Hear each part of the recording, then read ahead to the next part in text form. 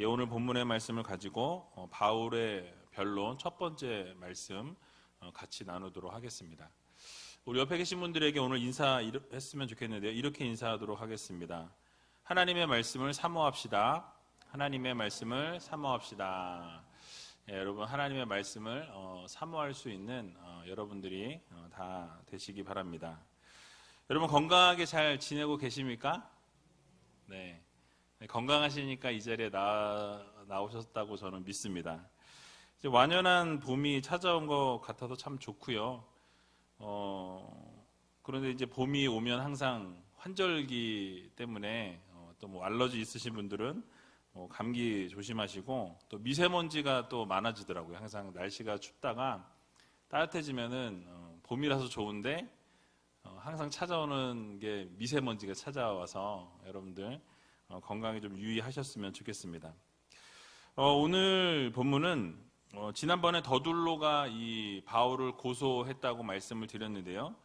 그 세 가지 죄목에 대해서 바울이 하나씩 자신의 그 변론을 하는 그 본문 중 일부입니다. 그래서 오늘 본문에서는 세 가지 죄목을 다 살펴보기는 제가 해보니까 시간이 너무 짧아서 반 나눠서 이렇게 살펴보도록 하겠습니다. 그래서 바울이 어떻게 자신을 변호했는지 살펴보면서 하나님께서 우리들에게 주시는 교훈의 말씀을 한번 생각해보는 시간을 갖도록 하겠습니다. 오늘 본문 10절을 보게 되니까요, 이렇게 말씀을 시작합니다. 우리 같이 10절 함께 읽어보도록 하겠습니다. 총독이 바울에게 머리로 표시하여 말하라 하니 그가 대답하되 당신이 여러 해 전부터 이 민족의 재판장 된 것을 내가 알고 내 사건에 대하여 기쁘게 변명하나이다. 아멘. 자, 이제 더둘로의 송사가 끝난 이후에 벨리스 총독은 자신이 신문을 직접 하기보다는 바울에게 그 자신의 변호할 그 시간을 먼저 주는 것을 보게 됩니다. 여기서 그 기회를 주는데 어떻게 기회를 줬다고 말씀합니까? 머리로 표시하였다라고 이렇게 말씀하죠. 자, 벨리스 총독이 이 머리를 끄떡거리면서 신호를 주었다라는 거죠. 그러니까 뭐 어떻게 신호를 줬는지 모르겠어요. 이렇게 줬는지, 이렇게 줬는지, 이렇게 줬는지 모르죠. 어쨌든 머리를 끄떡이면서 이렇게 신호를 줘서 야, 그럼 너 변론해봐. 이제 뭐 이런 상황인 거예요. 즉 바울이 변론할 차례라는 것을 알려주게 됩니다. 그런데 말로 하지 않고 이 머리로 표시했다라고 이야기하는데요. 이유가 무엇이었을까요? 그것은 아마도 이 본인이 모든 것을 재판하는 이 재판관의 자리에 있다라는 어떤 그런 위험을 과시하기 위해서 말로 하지 아니하고 이렇게 끄떡하면서 재판 내가 할 테니 말 좀 해봐라, 변론 좀 해봐라, 이제 이런 상황인 거죠. 머리로 바울의 차례를 알려주게 될 때 바울은 이 더둘로와는 다르게 자신을 변호하는 것을 볼 수 있습니다. 먼저 바울은 이 벨릭스가 여러 해 전부터 유대 민족의 재판장이었다라는 것을 먼저 상기시킵니다. 그 재판을 계속 해왔다라는 것에 대해서 바울은 언급을 하고 있는 것이죠. 여러분, 왜 그 이야기를 먼저 시작했을까요? 그러니까 유대 민족의 어떤 풍습이나 그 어떤 분위기, 또 종교적인 문제에 대한 이 것에 대해서 문외한이라면 공정한 판결을 할 수 없는데, 다행히도 감사하게도 벨리스 총독 당시는 이 유대 민족에 대한 모든 것들을 잘 알고 오랫동안 재판을 해왔기 때문에 이 모든 상황을 분명히 잘 아실 거라 저는 믿습니다. 뭐 이제 이런 메시지예요. 그래서 공정한 마음만 가지고 있다면 공정한 판결을 할 수 있다라는 것이죠. 그러니까 유대 민족의 어떤 종교적인 문제에 대해서 전혀 모르면 이 사건에 대해서 판결하기가 어렵겠지만 무엇입니까? 당신은 오랫동안 이 유대 민족들을 지켜보면서 그 문화와 풍속과 여러 가지 모든 것들을 잘 알고 있으니 당신은 아마 알고자 하기만 하면 또 아주 정직하게만 판결한다고 하면 이것이 어떤 것이 거짓이고 어떤 것이 진실인지 당신은 잘 알 것입니다. 라는 이야기를 시작하고 있는 것이에요. 그래서 벨릭스를 여기 보면 통치자로 언급을 하지 않고 재판관이라고 이렇게 언급을 하고 있는 것을 보게 됩니다.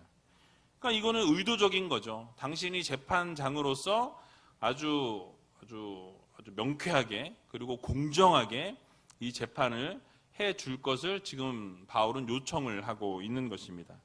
총독으로서의 사건에 접근을 하지 말고 재판장으로서 이 사건에 이렇게 동참해달라, 보아달라라고 요청한 것이죠. 그러면서 자신이 이 변명하는 것에 대해서 나는 참 기쁘게 생각한다라고 이렇게 이야기를 시작합니다. 자, 그러면 세 가지 고소에 대한 부분에 대해서 하나씩 변론을 해 나가는데요. 첫 번째 변론은 소유죄에 대한 그 고소했던 그 더돌로의 고소에 대해서 이제 변론을 시작하게 됩니다. 오늘 본문 11절에서 13절에 나와 있는데요. 우리 같이 한번 11절에서 13절을 읽어보도록 하겠습니다. 당신이 아실 수 있는 바와 같이 내가 예루살렘에 예배하러 올라간 지 열 이틀밖에 못 되었고 저희는 내가 성전에서 아무와 변론하는 것이나 회당과 또는 성중에서 무리를 소동케 하는 것을 보지 못하였으니 이제 나를 송사하는 모든 일에 대하여 저희가 능히 당신 앞에 내세울 것이 없나이다. 아멘. 자, 11절 말씀을 보게 되니까 당신이 아실 수 있는 바와 같이라고 이런 구절을 말씀을 시작하고 있는 것을 보게 됩니다. 이 말은 이 둘 중에 한 사람은 지금 거짓을 말하고 있다라는 것을 이야기하고 있는 거예요.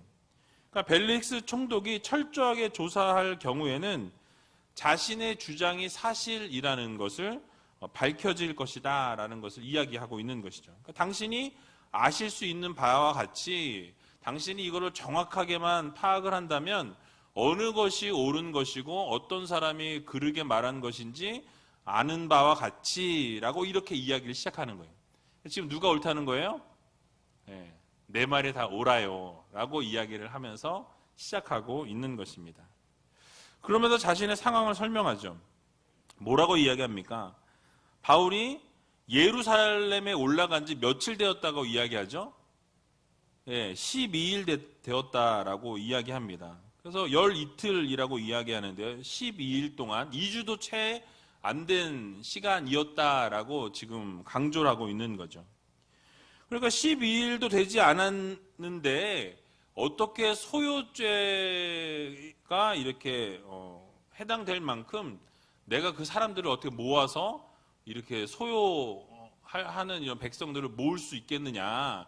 12일 동안 이것을 한다는 건 불가능하다라는 것을 전제하고 있는 것이죠. 그래서 예루살렘에 올라간 것이 사람을 선동하거나 어떤 반란을 조장해서 반란을 일으키려고 지금 이렇게 막 선동을 했다기보다는 나는 그 예루살렘에 올라간 이유는 단 하나다. 예배하기 위해서 올라갔다라고 이야기하고 있는 거예요. 그러니까 사람을 선동하고 사람을 모으기 위해서 예루살렘에 간 것이 아니라 그곳에서 나는 하나님을 예배하기 위해서 그 자리에 나아갔다라는 것을 강조하고 있는 것입니다.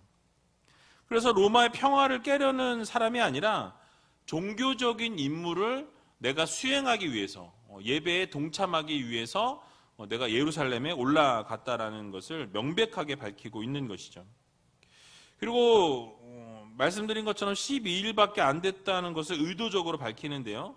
바로 유대인들을 선동할 시간이 12일 만에 이거는 불가능하다라는 것을 명백하게 말씀하고 있는 거죠. 그러니까 결국은 더둘로가 주장했던 것이 근거가 없는 억지라는 것을 확실하게 보여주고 있는 것입니다. 게다가 바울이 지금 이 예루살렘에 이렇게 체류했던 기간이 짧았다라는 것뿐만 아니라 자신을 고소하던 사람들 중에 그 누구도 자신이 어느 곳에서 누군가를 선동했거나 이런 선동하는 것을 목격한 사람이 단 한 사람도 없다라고 분명하게 이렇게 밝히는 것도 볼 수 있습니다. 그러니까 여러분, 소동이 있었던 것은 사실이죠. 그러니까 우리가 살펴보았던 것처럼 바울이 어떤 선동해서 이렇게 소동이 있었던 게 아니라 바울이 어떻게 됐죠? 공격을 당하고 어려움을 당하는 그런 상황 가운데 있었던 것을 보게 됩니다. 그러니까 바울을 해치기 위해서 바울이 그것을 선동한 게 아니라 유대인들이 바울을 해치기 위해서 선동하고 사람들이 많이 모였던 것을 보게 되죠. 그러니까 이 소동은 더둘로의 주장과 같이 정치적인 행위에 의한 소동이 아니라 종교적인 행위에 의한 그런 소동이었다라는 것을 밝히고 있는 것입니다. 그래서 결국 더둘로가 고소했던 이 소란죄라는 것은 다 거짓말이라는 것을 지금 바울이 입증해 낸 것이죠. 그래서 13절에서 자신을 고소하던 자들이 입증할 증거가 없다라는 것을 주장하면서 그들이 말한 것조차 다 허위였다라는 것을 바울은 밝히고 있습니다. 이런 바울의 변론을 통해서 알 수 있는 것은 이 첫 번째 고소였던 이 로마의 평화를 위협하는 소란죄에 해당하는 범죄는 터무니없는 거짓이라는 것이 드러나게 된 것이죠. 그런데 우리가 생각해 보아야 될 부분이 있습니다. 바울이 자신의 이 상황을 설명하는 것을 이렇게 쭉 읽어보면 이 변론을 지금 어떻게 하고 있는 것으로 여러분 보여지십니까? 그러니까 바울이 이 자신의 지금 이 소란죄에 대한 변론을 하면서 어떤 뭐 흥분을 했거나 막 뭐 어떻게 막 강조하거나 이런 게 아니라 그러니까 자신을 고소한 이 유대인들에 대한 반감을 갖고 원망하는 마음이나 비난하는 마음이 뭐 보여지지 않는다라는 사실이에요. 그러니까 자신의 그냥 무죄에 대해서 그냥 있는 사실 진실에 대해서만 밝히고 있는 것을 우리는 볼 수 있습니다. 이런 바울의 모습을 보면서 우리는 좀 생각해 볼 필요가 있어요. 그러니까 자신이 죄를 저지르지 않았는데 만약에 입장을 여러분의 입장이 만약에 바울이었다면 여러분 어떻게 하시겠습니까? 뭐 죄를 저지르지도 않았는데 공격을 당하고 또 뭐 잘못한 것도 없는데 매를 맞고 뭐 갑자기 뭐 죽이려고 결사대가 조직되어지고 그래서 본인이 어떻게 됩니까? 암살 시도까지 당할 뻔했던 상황에 놓이게 되는 것을 보게 되죠. 이쯤 되면 정말 억울할 게 분명하고 화가 나야 되는 게 당연한 거라고 저는 생각합니다.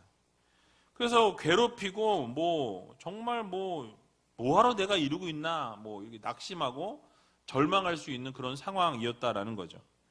그러나 그런 상황 가운데서도 바울은 어떤 태도를 유지하는 것을 보게 됩니까? 그 사람들을 비난하거나 그 사람들에 대해서 뭐 원망을 하거나 뭐 이런 내용이 전혀 없어요. 그저 묵묵히 자신을 변호하고 있는 사실 그대로를 밝히는 그런 모습을 우리들에게 보여주는 것을 보게 됩니다. 여러분 이런 바울의 상황을 우리의 삶에 대입해 보면 어떨까요? 여러분들의 삶에 한번 대입해 보셨으면 좋겠어요. 우리가 살아가고 있는 이 시대는 이 개인주의가 상당히 팽배해 있는 시대를 우리가 살아가고 있습니다.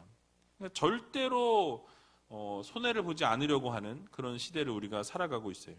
그러니까 내 것만 챙기고 자신의 잘못을 오히려 누구에게?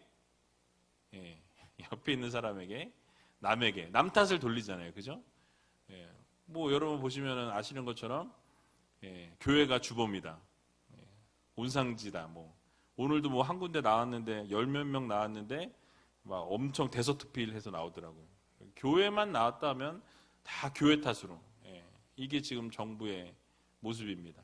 왜냐하면 본인들이 욕먹기 싫으니까 그 탓을 다 교회로 돌리는 거예요. 그러니까 여러분 이런 시대가 지금 오늘 우리가 살아가는 그런 시대입니다. 그런데 우리가 이런 시대에서 바울과 같은 모습으로 살아가기가 사실 어렵다라는 거예요. 쉽지 않다라는 거죠. 근데 그렇게 살면 바보라고 할 것 같고 손가락질 받는 것은 너무나 당연한 거예요. 아 저렇게 바보 같은 애 만나 저렇게 당하지. 이런 상황에 놓일 수밖에 없는 것이죠. 답답하다는 소리를 들을 것입니다. 하지만 우리 하나님께서 어떻게 보실까를 생각해 보았으면 좋겠어요. 하나님께서 그렇게 손가락질을 당하고 하나님의 영광을 위해 예수 그리스도를 위해서 고난을 당하는 하나님의 자녀들을 하나님이 보실 때 그 마음이 어떠실까를 여러분 한번 생각해 보시기 바랍니다. 그러니까 하나님께서는 기뻐하실 거예요. 예수님을 위해서, 나를 위해서, 하나님을 위해서 네가 고난을 받고 있구나, 어려움 당하고 있구나, 내가 그거에 대해서 보상해 줄게, 내가 너에게 은혜를 더 베풀어 줄게, 놀라운 은혜를 함께 해줄게. 그게 하나님의 마음이라는 거죠. 그러니까 여러분, 하나님께서는 그런 상황을 보시고 아름답게 보신다라는 거죠. 그러니까 예수님께서 십자가의 길을 걸어가실 때에도 어렵고 힘든 고난의 길이었지만 묵묵하게 그 길을 걸어가셨던 것을 우리는 보게 됩니다. 그러니까 성경에도 보면 성도들이 고난을 받는다라고 말씀하죠.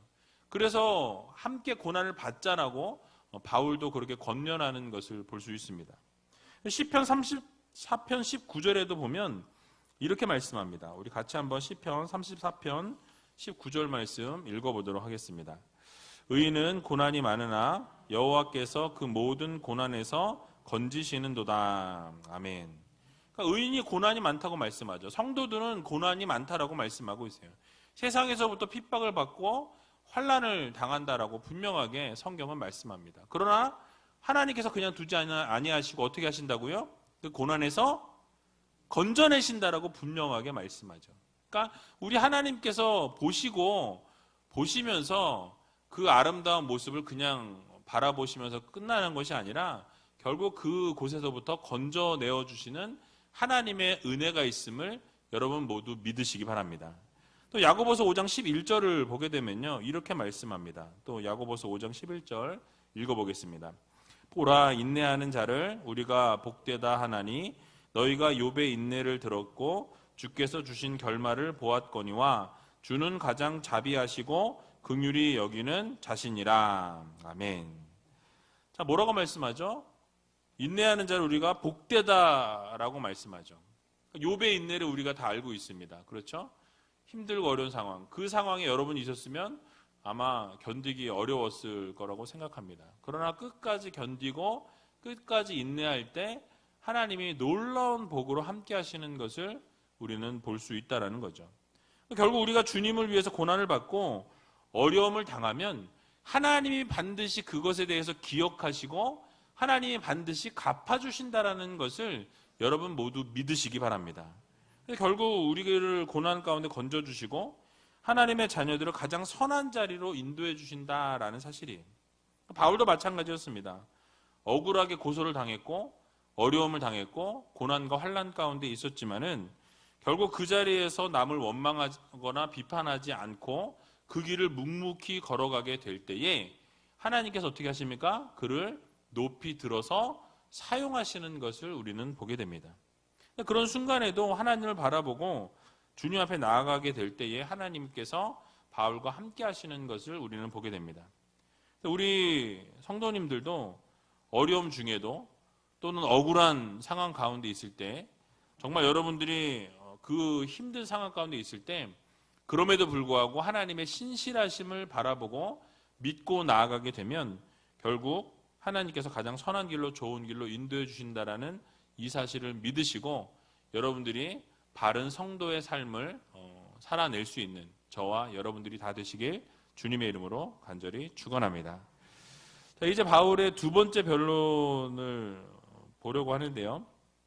더둘러가 바울을 고소했던 두 번째 변론은 이단의 괴수다라고 이야기합니다. 그래서 이단을 이끌어가는 대장이라는 거예요. 그리고 그 대장이 뭐예요? 이 모든 이 밑에 있는 사람들 다 끌고 가면서 반란을 결국 일으킬 거다라는 것을 주장했습니다. 그래서 오늘 시간 관계상 다 살펴보지 못하지만 14절만 좀 살펴보려고 하는데요. 우리 14절 같이 한번 읽어보도록 하겠습니다. 그러나 이것을 당신께 고백하리이다. 나는 저희가 이단이라 하는 도를 쫓아 조상의 하나님을 섬기고 율법과 및 선지자들의 글에 기록된 것을 다 믿으며. 아멘. 자, 한글 성경에는 당신께 고백하리이다 라고 이렇게 표현하고 있어요. 이렇게 해석하고 있지만 원문에는 좀 다르게 표현이 되어져 있다고 합니다. 그게 뭐라고 되어 있냐면 동의하다, 인정하다 또는 시인하다라는 단어를 쓰고 있어요. 그러니까 그렇게 이야기했던 것에 대해서 내가 동의하고 내가 인정합니다라는 것을 이야기하고 있어요. 그러면 이단의 괴수라는 것을 지금 인정한 것이냐? 그건 아니에요. 그러니까 이 인정하고 동의했다라는 것은 일부분 인정한 거예요. 뭘 인정했냐면은 바로 그 바울이 말한 것은 자신이 믿는 그리스도교가 이단이라는 것을 말한 것이 아니라 그 그리스도교의 대장이신 예수 그리스도를 내가 따르고 믿는다라는 것을 인정한 거예요. 그러니까 이단이라는 것을 인정한 것이 아니라 그 그리스도교를 내가 믿고 따르고 그렇게 그런 일 때문에 내가 이 문제가 생기게 되었다라는 것을 인정하고 있는 것이죠. 그래서 여러분 뭐라고 고백합니까? 저희가 이단이라 하는 도를 쫓아 조상의 하늘을 섬기고 율법과 및 선지자들의 글에 기록된 것을 다 믿었다라고 이렇게 고백하고 있죠. 그러니까 즉 이 내용을 보면 정치적인 것과 상관이 있습니까? 없습니까? 전혀 상관이 없어요. 종교적인 것과 문제가 관련되어 있는 것을 보게 되죠. 그러니까 자신은 이 도를 쫓아서 그리스도교를 쫓아서 하나님을 바르게 섬기고 이 성경의 내용을 믿는 전통적인 신앙에 입각해서 율법과 선지자의 글도 다 받아들이고 그것도 그대로 다 믿었다라고 분명하게 이야기하고 있는 것을 보게 됩니다.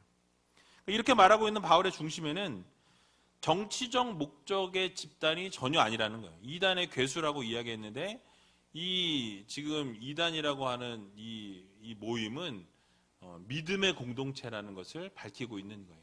예수 그리스도를 머리로 하는 그런 믿음의 공동체지 이 정치적인 목적으로 무엇인가를 하려고 하는 그런 집단이 아니다라는 것을 명백하게 밝히고 있는 것입니다. 게다가 사도 바울의 변론의 중심에는 이 예수 그리스도를 믿고 추종하는 것을 부정하지 않아요. 즉 무엇입니까? 자신은 예수 그리스도의 도를 쫓는다. 예수 그리스도의 가르침, 예수 그리스도께서 말씀해 주신 그 복음, 진리, 그 말씀을 나는 그대로 따르고 쫓는다라고 그렇게 명백하게 밝히고 있습니다. 여러분 사실 이렇게 고백하고 도를 쫓는다라고 얘기했을 때 이 변론은 이 바울에게 좋지 않게 불리하게 작용할 수 있었습니다. 왜냐하면 바울의 변론을 또 어떻게 악용할지 모르는 상황이었다라는 거죠. 예수님께서도 로마법에 의해서 반역자로 몰리게 되어서 결국 어떻게 됩니까? 사형을 당하시게 되는 것을 보게 됩니다. 그러니까 사도 바울 역시 이 나사렛 당의 지도자로 이렇게 인정한다라는 것은 얼마든지 로마 황제를 향해서 대적할 수 있는 그런 세력이었고, 그러면은 그런 세력을 그냥 둘 수 없죠.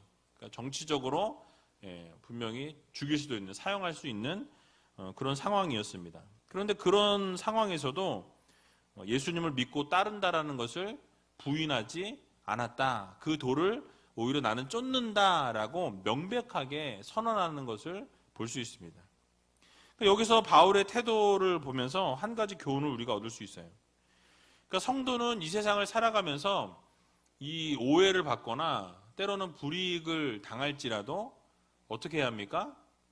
정직해야 한다라는 거예요. 그래서 사실을 사실대로 말할 수 있는 정직함들이 이 성도들 안에 있어야 한다라는 말씀이에요. 여러분 자신에게 불이익이 미칠 줄 알면서도 진실을 말한다라는 것은 세상의 눈으로 바라볼 때는 어떻습니까? 바보 같은 거예요. 아유, 이거죠. 그냥 한번 그냥 눈만 탁 감으면 되는 거를, 그죠? 그러니까 성도들은 그런데 솔직해야 된다라는 거죠. 어리석어 보일 수 있지만 하나님이 기뻐하시는 것은 진리를 드러내는 것, 정직한 것, 그것을 하나님이 기뻐하시고 원하신다라는 사실입니다. 그래서 성도는 정직할 때 당당할 수 있고요. 정직함으로 결국 하나님의 영광이 드러나게 되어 있는 것입니다. 그래서 성경에서도 정직에 대해서 수없이 강조하는 것을 볼 수 있습니다. 여러 가지 구절이 있는데요. 이사야 26장 7절에 보면 이렇게 말씀합니다. 우리 이사야 26장 7절 같이 한번 읽어보겠습니다. 의인의 길은 정직함이여 정직하신 주께서 의인의 첩경을 평탄케 하시도다. 아멘. 그러니까 의인의 길은 뭐래요? 예, 정직함이다 라고 말씀해요. 그러니까 성도의 길은 뭡니까? 예, 정직함이라고 말씀하고 있어요. 그리고 결국 그 정직함은 하나님께서 어떻게 하신다고요? 평탄케 하신다라고 말씀하고 있습니다. 그러니까 우리가 생각할 때는 정직하고 세상이 가는 것과 좀 다르게 가면 저렇게 하면 손해날 텐데, 저렇게 되면 문제가 생길 텐데, 저렇게 되면은 되게 막 안 될 텐데, 이런 생각을 하지만 결국 하나님의 방법으로 하나님이 원하시는 길을 가면 하나님께서 책임지시는 거예요. 그러니까 사람의 생각으로는 아닌 것 같으나 하나님께서 결국 돌아서 가는 것 같지만 사실은 그게 바르게 가는 것을 우리는 보게 됩니다. 갑자기 뭐 한 가지 생각이 난 게 있어요. 미국에서 제가 살 때 저희 교회의 어떤 집사님이 되게 정직하게 사업을 하시는 거예요. 그러니까 사람들이 뭘 그렇게까지 하냐 막 이렇게 얘기할 정도로, 그래서 상당히 막 그 자바시장이라고 해요. 거기 우리나라 동대문 같은 데인데 거기서 그렇게 아주 막 성실하게 열심히 아주 정직하게 막 그렇게 하셨어요.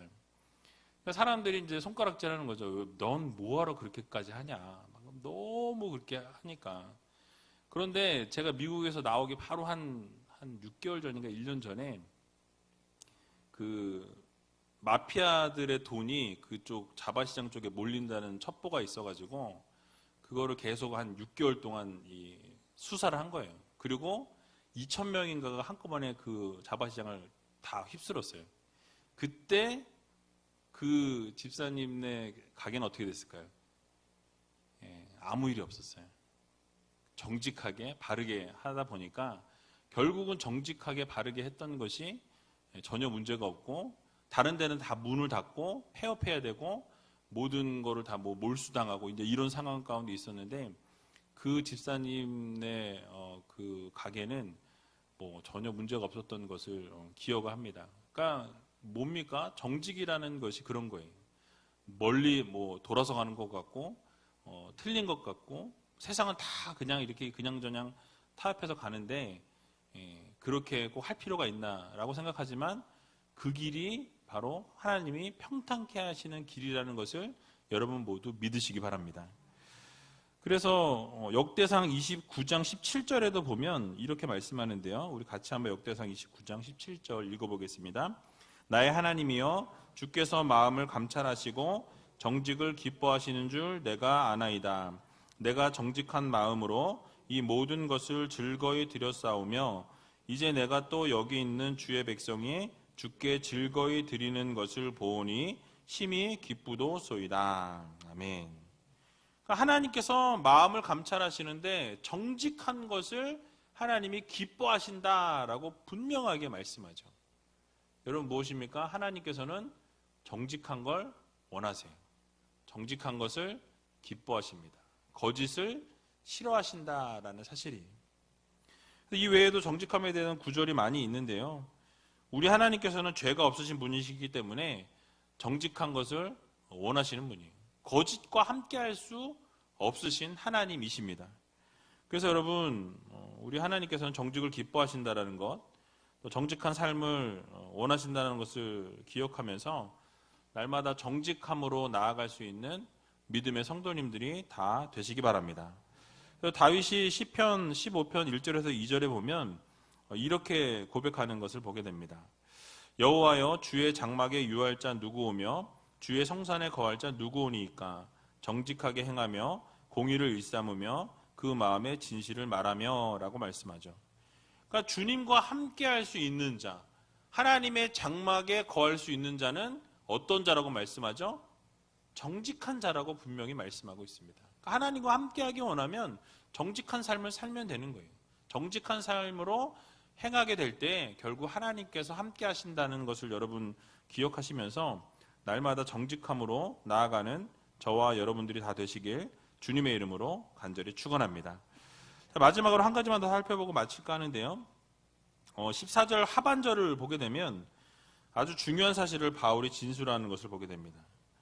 뭐라고 이야기했냐면 조상의 하나님을 섬기고 율법과 선지자들의 글에 기록되어 있는 것을 내가 믿는다라고 그렇게 밝히고 있습니다. 이 고백을 가만히 들여다보면 한마디로 말씀에 기초한 신앙이라는 거예요. 하나님 말씀에 기초해서 하나님을 섬긴다라는 거죠. 선지자의 글에 기록된 것을 믿고 율법을 내가 믿고 하나님의 말씀 그대로 내가 따르고 믿는다라는 것을 이야기하는 것을 볼 때 말씀에 기초한 신앙을 살았던 것이 바로 바울이었다라는 거죠. 여러분, 사도 바울과 유대인들의 차이점이 무엇입니까? 결정적인 차이점은 이 사도 바울과 유대인들을 비교해 볼 때 동일하게 하나님을 섬깁니다. 똑같은 하나님을 섬겨요. 같은 하나님을 섬김에도 불구하고 유대인들은 말씀보다 하나님의 말씀 위에 무엇이 있어요? 전통과 율법이 있어요. 그래서 자신들의 전통을 말씀보다 우위에 두고 자신들이 이렇게 생각하고 있는 어떤 그동안 해왔던 율법, 자기들이 정해놓은 법에 대해서 그것이 더 우위에 있는 것을 보게 됩니다. 성경보다 더 많은 율법을 만들어내서 그걸로 사람들을 옥죄는 그런 일들을 행했던 것을 우리가 많이 살펴보았죠. 그러니까 성경을 전혀 모르는 것이 아니었어요. 그러나 바르고 정확한 말씀에 대한 지식과 이해가 없었던 것으로 우리는 판단해 볼 수 있습니다. 이처럼 말씀에 기초하지 않은 신앙은 어려움이 오거나 문제가 발생했을 때 반드시 그 어려움에 봉착하게 된다라는 사실이. 여러분, 신앙적인 문제가 생기고 기준을 잡을 수 없는 그런 상황 가운데 여러분이 놓이게 될 때 잊지 말아야 될 것은 무엇입니까? 바로 하나님의 말씀이라는 거예요. 여러분들이 기준을 잡지 못하고 어떻게 해야 될지 모르는 상황 가운데 놓이게 되면 여러분 어디로 돌아가야 됩니까? 말씀으로 돌아가셔야 돼요. 말씀으로 돌아가셔서 말씀이 무엇을 말씀하는가? 하나님이 나에게 무엇을 말씀하시고 무엇을 요구하시는가를 먼저 들여다볼 줄 아는 믿음의 성도님들이 다 되시기 바랍니다. 그래서 우리의 삶의 기준은 말씀이 되어야 돼요. 그래서 여러분들에게 좋은 기회를 드리도록 하겠습니다. 3월이 되면서 주보에 계속 나오고 있는데 구약하고 신약 성경 공부 10명밖에 못합니다. 선착순이기 때문에 늦게 하시면 못할 수 있어요. 그러니까 미리 빨리빨리 신청하시고 한 주밖에 안 남았습니다. 2주인가요? 하여튼 다다음 주죠. 다다음 주까지 신청 받으니까 신청하시고 또 행카도 시작이 되었고요. 이거는 뭐 어차피 하던 분들이 하기 때문에 할 수 없지만 또 말씀을 이제 필사하고 묵상하는 시간을 갖는 클래스도 오늘 이번 주 주보에 나갈 겁니다. 그래서 여러분들 그렇게 말씀을 이렇게 묵상하고 또 말씀을 쓰고 나누고 성경을 배우고 이런 시간들을 여러분들 소홀하게 하시면 안 돼요. 정말 이런 기회가 있을 때 최선을 다해서 열심히 하시기 바랍니다. 코로나로 인해서 우리의 마음이 느슨해지고 또 하나님과 좀 멀어진 것 같은 그런 상황에 놓여 있는 분들은 여러분 스스로 말씀이 선포되는 자리에 나오셔야 돼요. 말씀이 떨어지는 자리에 더 의도적으로 나오셔서 그 말씀을 받아 먹어야 된다는 거죠. 너무 편하게 그냥 집에서 인터넷으로 그냥 딱 5분 전, 3분 전에 탁 켜고 그렇게 대충 하시려고 그러면 안 돼요. 하나님이 어떤 걸 기뻐하시겠는지 한번 생각해 보세요. 뭘 원하시는지를 여러분 생각해 보시기 바랍니다.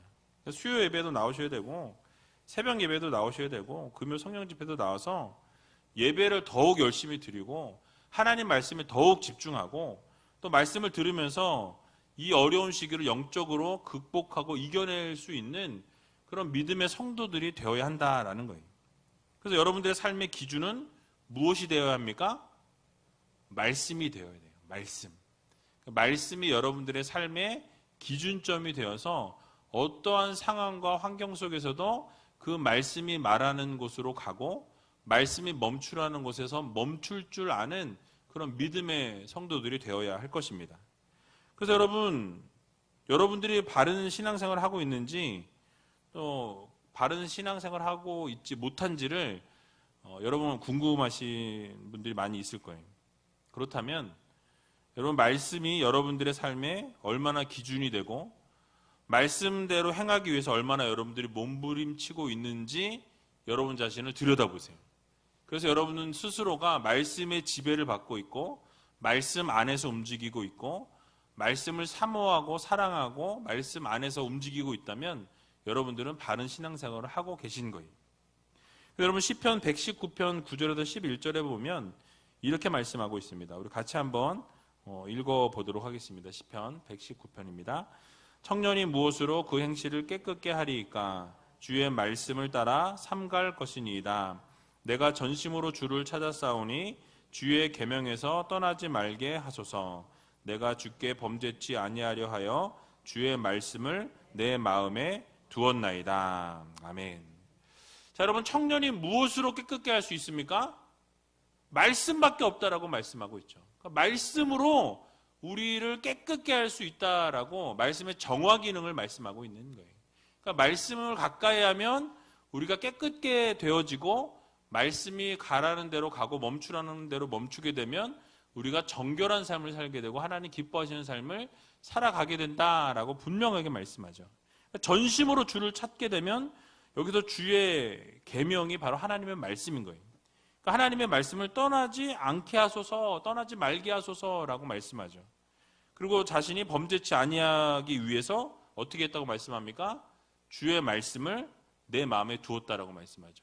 그러니까 범죄하지 않으려면 말씀이 내 마음속에 꽉 차 있어야 어떻게 됩니까? 범죄하지 않는 거예요. 왜요? 말씀이 내 기준이 되니까. 말씀이 내 기준에서 봤을 때 이것이 범죄하는 것이고 하나님이 기뻐하시지 않는 것이라면 내가 그것을 행하지 말아야 된다는 거예요. 그것이 바로 바른 성도들의 모습이라고 오늘 성경은 말씀합니다. 그러니까 여러분 결국 이 시편 기자가 강조하고 있는 것은 하나님의 말씀을 기준에 두고 살아야 된다는 것을 우리들에게 말씀해 주고 있습니다. 그래서 여러분 우리가 뜨거운 기도하는 거 좋아요. 신앙생활하면서 기적을 체험하는 거 너무너무 좋죠. 은사가 많은 거 중요합니다. 그런데 그 무엇보다 가장 중요한 것은 하나님의 말씀입니다.